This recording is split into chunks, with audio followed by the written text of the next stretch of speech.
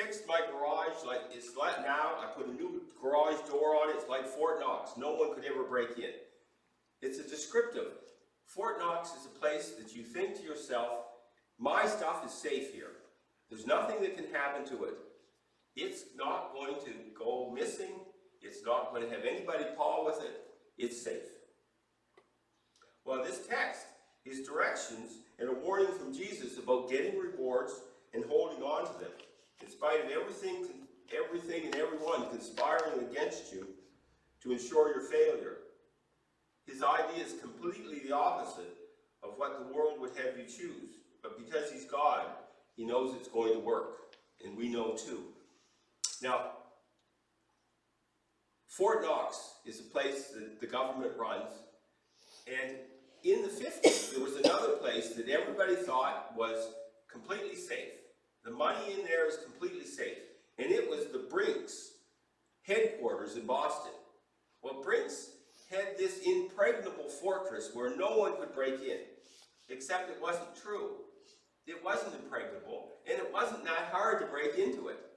But it had this reputation of being like Fort Knox.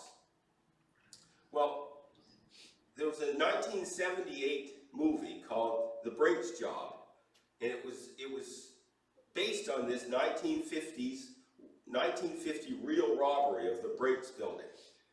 This man, who was a criminal, had robbed a Brinks truck, and he got $100,000, and he put it in his head that he was going to rob the Brinks building, which was impossible. But he was going to case the joint anyway. He thought, well, what's the harm? So he went to the building pretending to be a padlock salesman, and they ushered him right in through the building. He walked through. And one thing he discovered is the people that worked there treated other people's money like it was garbage. There was no, this is somebody else's stuff and I have to treat it very carefully. No, they treated it like garbage. And he wondered if it was possible that they were the same kind of laxness in the way they kept the building safe. So he decided to break in. He wasn't going to steal anything. He was just going to see how hard it was.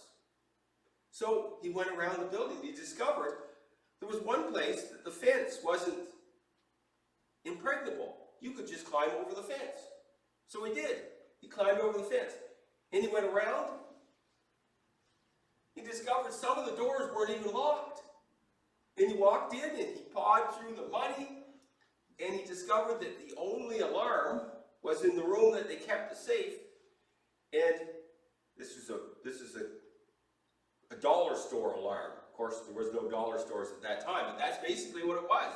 It was easy to get by. So he gathered together a group of ne'er-do-well criminals, and they were going to break into the Brinks building. And so they watched it and came up with a date, and they broke in, and they busted the safe open, and they got $1 million. In 1950, that was a lot of money, and $1 million in bearer bonds. Now, there's two things that you can learn from this story. One is, there's no place that's really, really safe. You think that they have my money and they're looking after it, and it's safe. But it isn't really. And the second thing was, they caught everyone, every criminal, but they never got the money back. Most of the money was never recovered. So the thing is, these people who stole the money didn't get to enjoy it. They went to prison for years. They didn't get to enjoy the money that they stole, and they never got it back. So the problem is that this Brinks building that you thought was, well, it's completely safe. Well, you see, things like on earth have a way of running through your fingers and then they're gone. There's a story in the Bible, Jacob.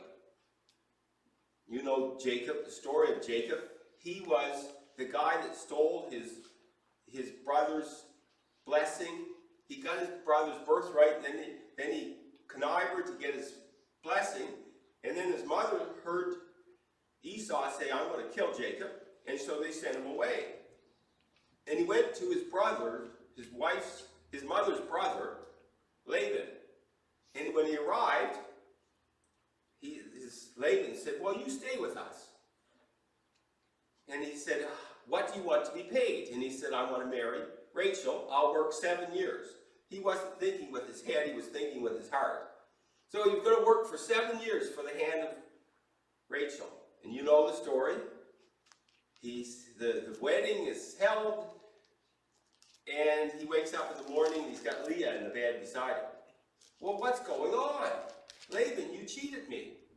Well, he told a story about the oldest has to be married first, but if you work 7 more years, you can marry Rachel next week. So he does.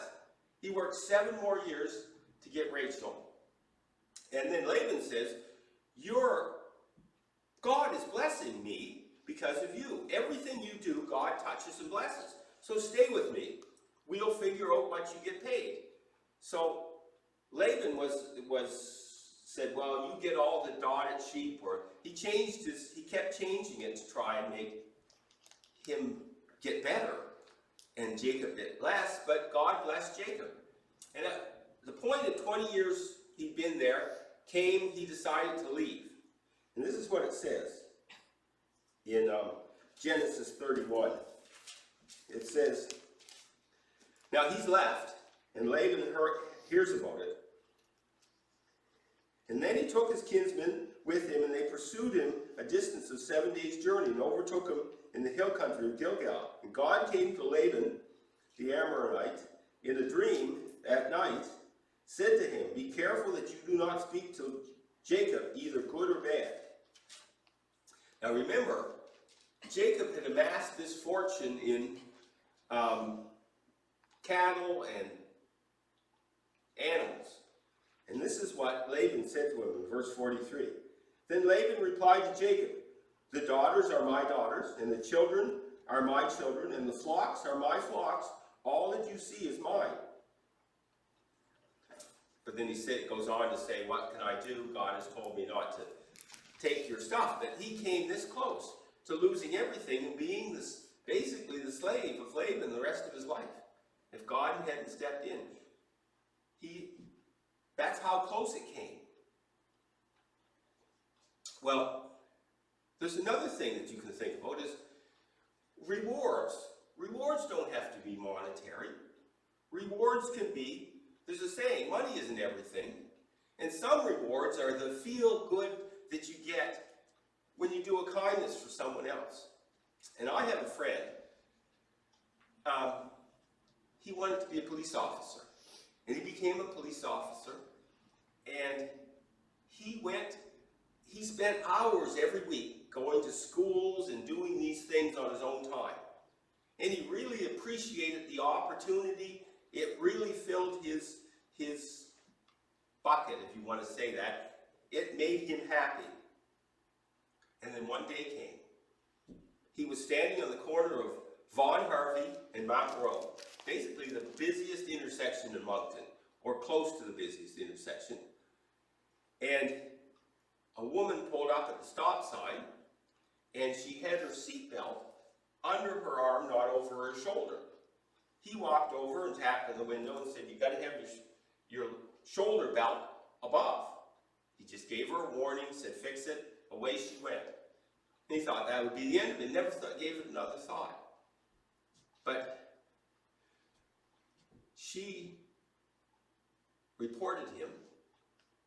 She said that he put his hand on her breast for 30 seconds while she sat at the light. He'd reached in and touched her breast. And he was taken off the force. He was on suspension. He went to the trial. He was found guilty. He appealed. And eventually he was found innocent. Now, the problem was that all of those things that he used to do were no longer available to him. One, he was mad at the world for this injustice that had been put on him. And number two, he couldn't go to schools and they'd say, yeah, I remember you. You're the one that was in the paper, and your picture was in the paper dozens of times about you sexually touching a woman. Well, You could, once the dog is out of the what's that called? Once the horse is out of the stable, you can't put it back in. He was never happy. You see, sometimes you think, what can go wrong with doing good things?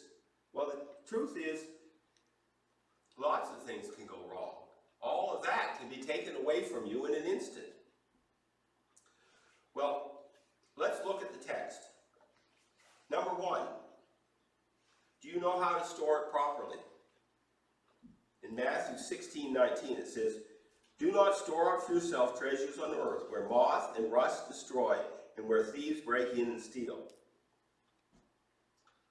If you get stuff, any kind of stuff, there's somebody out there that's just about likely to want to take it or wreck it on you.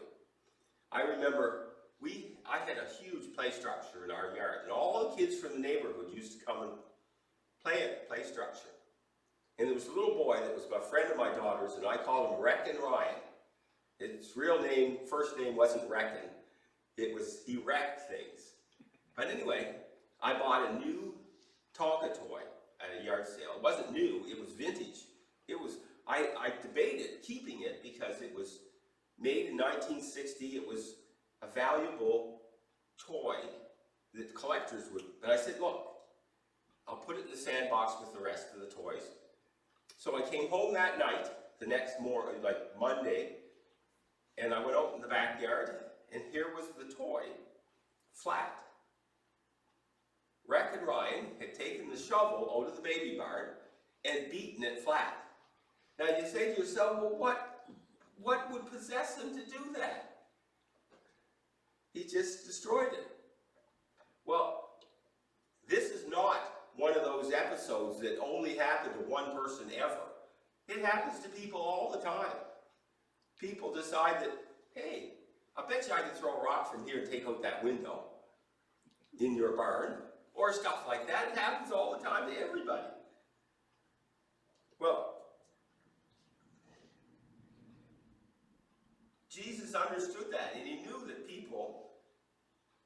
the people who he was talking to, he understood that they were Jews living in a Roman, Jerusalem and Israel that was occupied by the Romans, and they could take your stuff just like that. Well, he knew that they would try. Everyone tries to collect treasures. Everyone tries. That's why you have all these hobbies of people who have collections. There was a guy that on the radio, he collects jeans. He's got 8,000 pairs of jean pants and 6,000 pairs of jean jackets. That's his collection. Those are his treasures.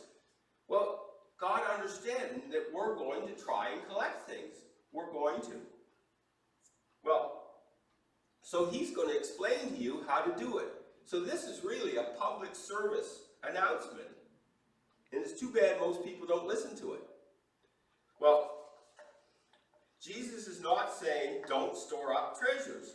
He's saying that store them up where they're safe.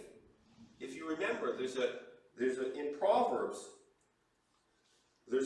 it says, Proverbs 6:6 says, "Go to the ant, you sluggard, observe her ways and be wise, which, having no chief officer or ruler, prepares her food in the summer and gathers her provisions in the harvest." He's using the ant as an example. The ant stores up things, stores up treasures to be used later on. So he understands that this is the example we should work with. We should try to store up treasures. Now, he also knew that you couldn't store up treasures without people trying to break in and steal, and rust and moth ruining things. We have this problem in North America, in the US and Canada, is that we have been a capitalist society, but socialism, the socialism of the communists, the socialism is coming in. And this is a joke that somebody told. They said if your children are socialists. They think the socialist ideas are good things. Here's what you do. You make them clean the bathroom. And then once they clean the bathroom, you say, okay, I'm going to pay you for cleaning the bathroom. So you get 10 loonies, and you put the 10 loonies in their hand, and then you take 7 back, and they give them to the child's sister or brother who didn't do anything. And they say, well, you just paid me $10, but you took 7 back. How's that fair? Well, that's how socialism works. We take the money that you earned and give it to somebody who didn't earn it. Well, here's the problem with socialism. It doesn't work because in Venezuela, they chose to be a socialist country. And the problem was that people who were very successful farmers, successful businessmen, the government came and took all their stuff. So if you're a successful farmer and you've planted and all of this crops come up and somebody just takes it, the next year you don't plant hardly anything because you know you're not going to get to keep it anyway. Why would you do that? And that's what's killed Venezuela, is because all those people that made all these things just stopped. Well, that's not what Jesus is saying. Jesus is saying, I'm going to give you stuff, and I guarantee you that the stuff I give you that's stored properly in heaven is 100% safe, and it's never going to get lost, and it's going to be safe forever. Now, if you pick the wrong place to store stuff, it's not going to go as well. I have a show I watch. It's called Jay Leno's Garage. Jay Leno was on the Tonight Show, and he made a lot of money. And he decided that he liked cars. And he has a joke that he says, I have one wife and lots of cars. And as long as I keep the one wife, I get to keep all the cars. But anyway, he has this wonderful garage, 100 cars in it, perfect in every way for the storage of vehicles, the right temperature, and he has a staff that work for him to make sure that when he wants to take a car, it's perfect. And he had a Duesenberg, $1 million car, and he was going to take it for a drive, and he noticed that there was water dripping from the side, and underneath there's a little puddle of water. Where's that coming from? Well, the engine on a Duesenberg is like a jewel. It's beautiful, and it's got a brass cover it's a water jacket cover. And what was happening is they would shine this up, and it would be beautiful, but on the inside, it was eating away. And he discovered when they took it off, it was full of pinholes. And he could have taken his car out, blown up the engine. And the problem is, if there's anyone who stores vehicles properly and looks after them properly, it's Jay Leno. There's movies. I suspect you've watched Indiana Jones and the movies like that. And in the movie, somebody has decided they have a treasure that they want to keep safe no matter what. And so it's been there 3,000 years, and they designed booby traps to keep it safe so that as Indiana Jones comes in and everything's covered with cobwebs, and there's a skeleton with an arrow or a spear through the middle of the bones, that's somebody who didn't get past the booby trap. But he managed to get past all these booby traps. But the problem is, you know very well that a booby trap that's designed with mechanisms that are complicated and precise don't last 3,000 years. They don't. It just doesn't work that way. And you see, if those people, people with an empire behind them, can't keep their stuff safe, if Jay Leno, with a staff, can't keep his stuff safe, what's the chances that you on earth can keep your stuff safe? And you can't succeed at it. And no one in history has ever been able to succeed at it. You remember Solomon, he amassed the greatest fortune on earth, and he left it to a dummy. And he lost it. In 5 years, it was all gone. The Egyptians came and they cleaned them all out. Well, number 2, then trust somebody who does know how to keep it clean, keep it safe. Number 20 is, but store up for yourself treasures in heaven, where neither moth nor rust destroy, and where thieves do not break in and steal. Now, God is the expert in storing stuff. There's nothing that God wants to keep that he doesn't. He'll never lose something that he wants to keep. And this seems more like a command. You need to do this type of good advice for people who will eventually be moving. As I was saying earlier, this is not our home. We're just here for a temporary stay. We're moving to heaven. We're going to heaven, and if you're going to go to heaven, you want to be able to have stuff ready when you get there. If you happen to be rich, and you're going to move into one of these really high-end retirement homes, they have people on staff that will help you just decide how to get to bring some stuff and get rid of other stuff. That's their whole job. They want to make sure that your transition, your movement from here to their place runs perfectly. And they do it well, but they're nowhere are they compared to the way Jesus does it. He's perfect at this. And he loves you. Now, this is really good advice that you shouldn't ignore. Jesus said, store up treasures in heaven. So you're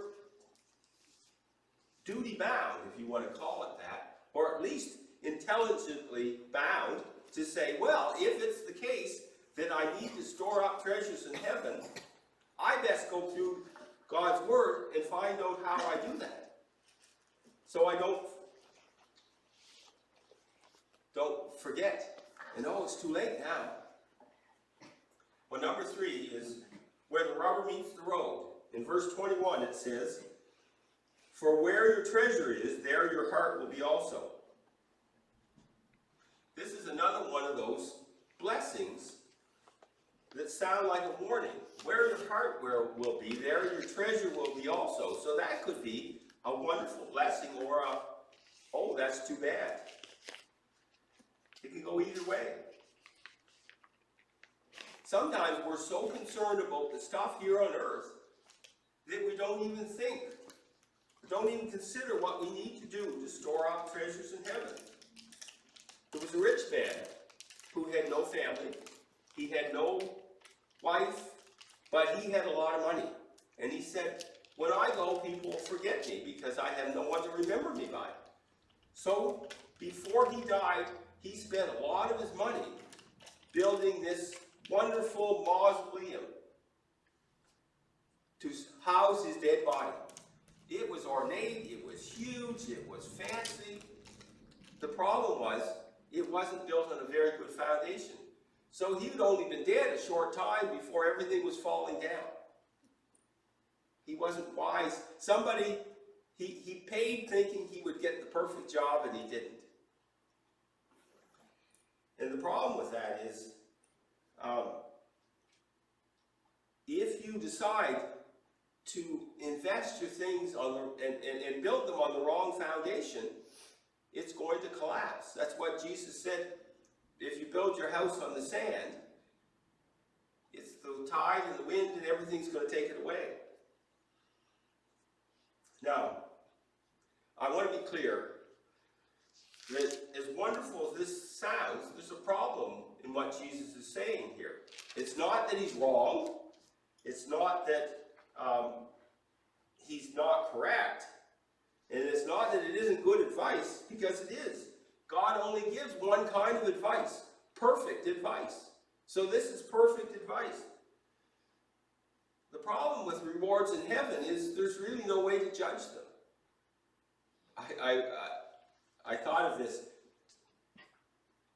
There was a TV show, Carol Burnett. Do you remember Carol Burnett? There was one one Carol Burnett episode where she pretended to be a prostitute. And somebody pinched her bottom, and she had a little thing on money, and they gave her a quarter. Everything had a price. And the problem with, if you say, I bet on the right horse, and I won a big amount of money because I bet on the right horse. Or if you're Jed Clampett and they discover oil on your land and they pay you a whole lot of money for your land and you're rich. And you become the Beverly Hillbillies. You see, they both have a clear cause and effect. But with anything like that, there's still the chance that it's all going to go badly. They did a study of most lottery winners. Most lottery winners get a check that is this wide and it says $3 million or something on it. And you get your picture taken and it's in the newspaper and you think, what possibly could go wrong? Well, according to the study, a lot of things can go wrong. What happens is these people have $3 million and before they won, they were managing their finances really well. They had a mortgage, they were paying their mortgage down, they looked after their car, but now they got $3 million and it's just like money. It's just like water. And 3 years later, they're bankrupt. Not only have they spent all the $3 million, they've spent money that they didn't have, and now everything is mortgaged to the hilt, and there's no fixing it. They only can go bankrupt. You see, they weren't watching it as it ran through their fingers.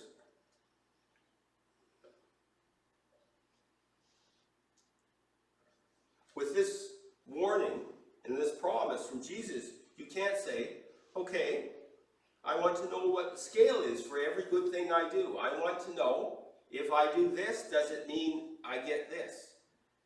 Everyone wants a cause and effect. But the thing is, you can't. Jesus stopped there, and he went. If you read verse 22, he's changed the subject completely. He hasn't moved on anymore. He hasn't said, well, I'm going to spend a day now, and I'm going to explain to you every wonderful thing you do on earth will represent this much in heaven. No, he doesn't.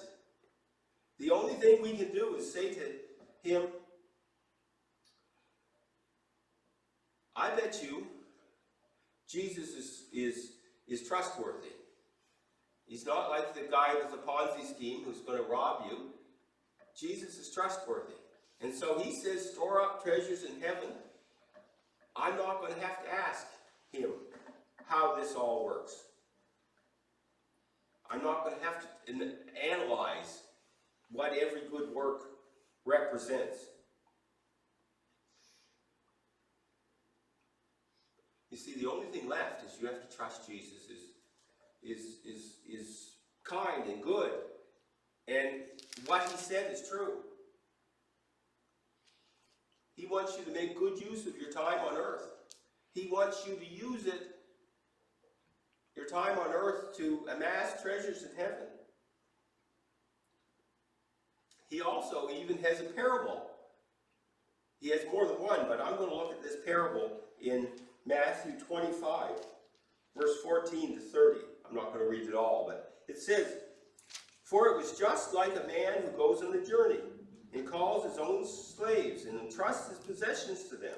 To one he gives 5 talents, to another 2, and to another 1, each according to his own ability. And he went on his journey.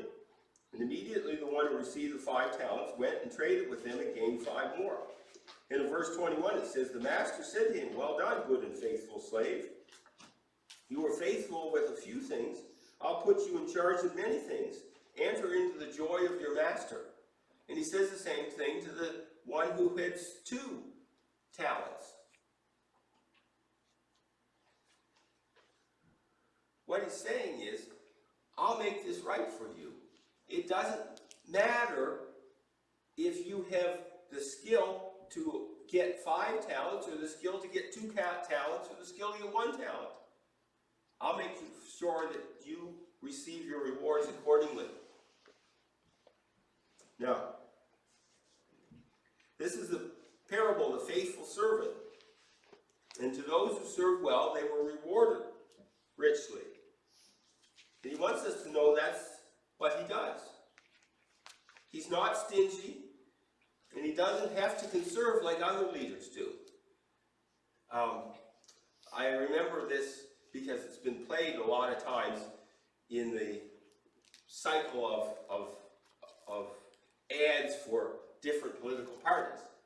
But Trudeau was in a town hall meeting, and somebody was saying to him, somebody stood up and said, look, I went to Afghanistan, I came back with 1 leg, I lost a leg there, and I understood that that's what I was going, that was a possibility.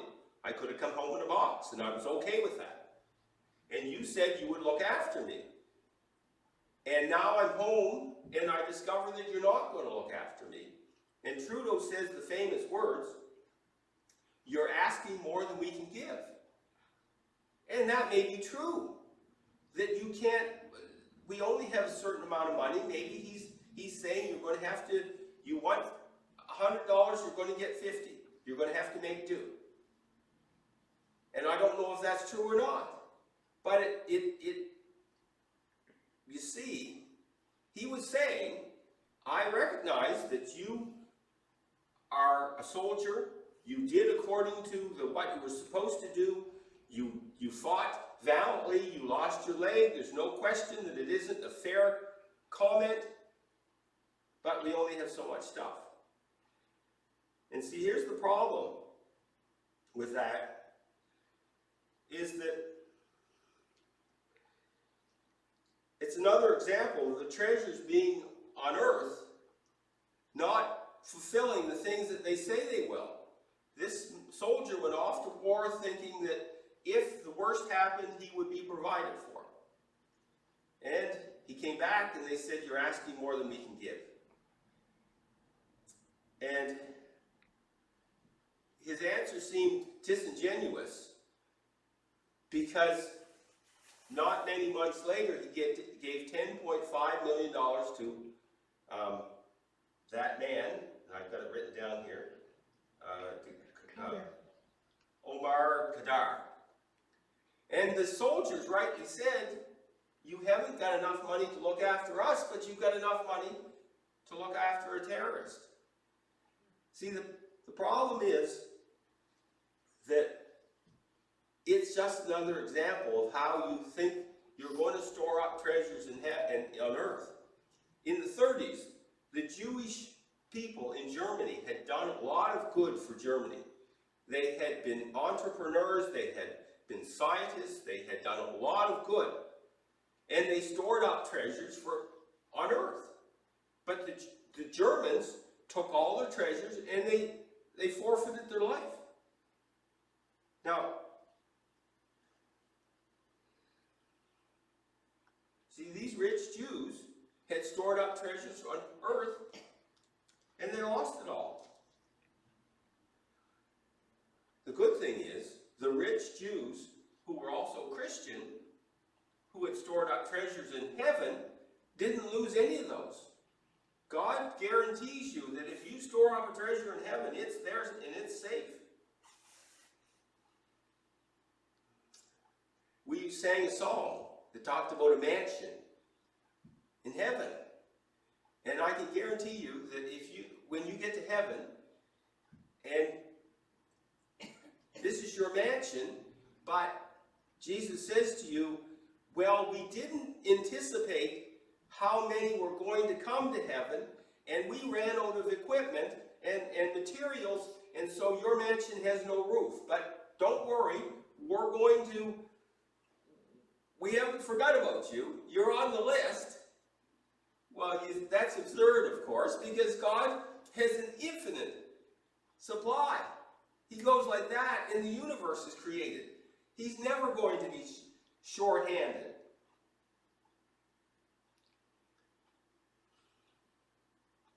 the thing we have to do is act as if these rewards that Jesus is talking about are real.